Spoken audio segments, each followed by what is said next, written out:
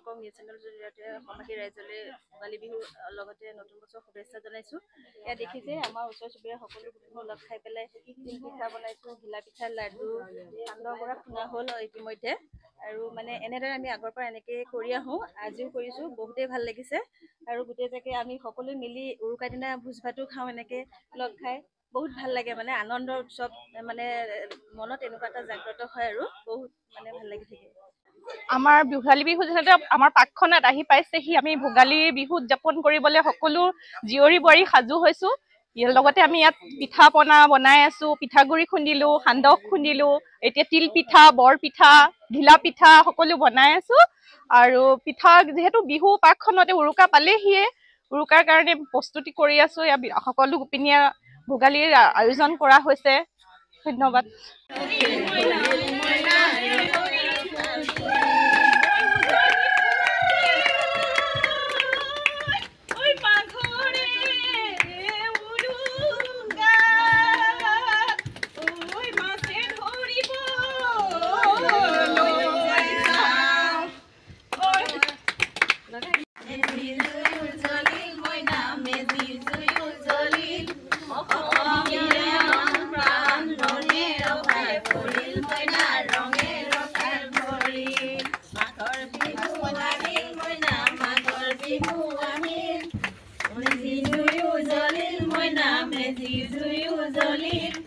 অসমীয়াৰ মন প্ৰাণ ৰঙে ৰখে ভৰিল মইনা, ৰঙে ৰখে ভৰিল।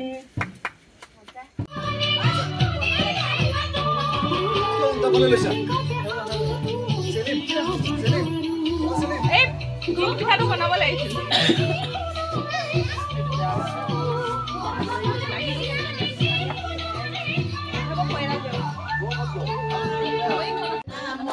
সদায় যাব পাৰোঁ মই ৰৈ ৰতি মইনামতি, যদি দিয়া মৰমৰ মাত।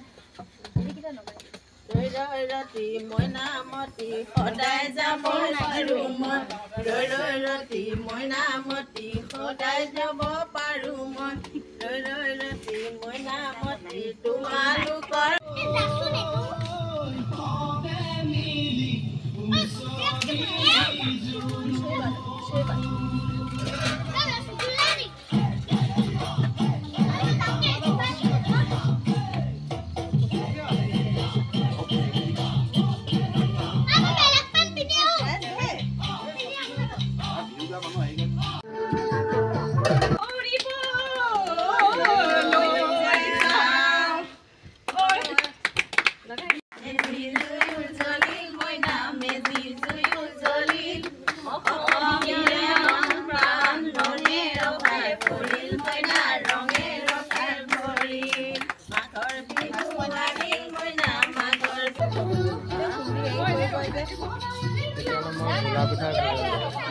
ঢেঁকীটো মাৰি থাকক।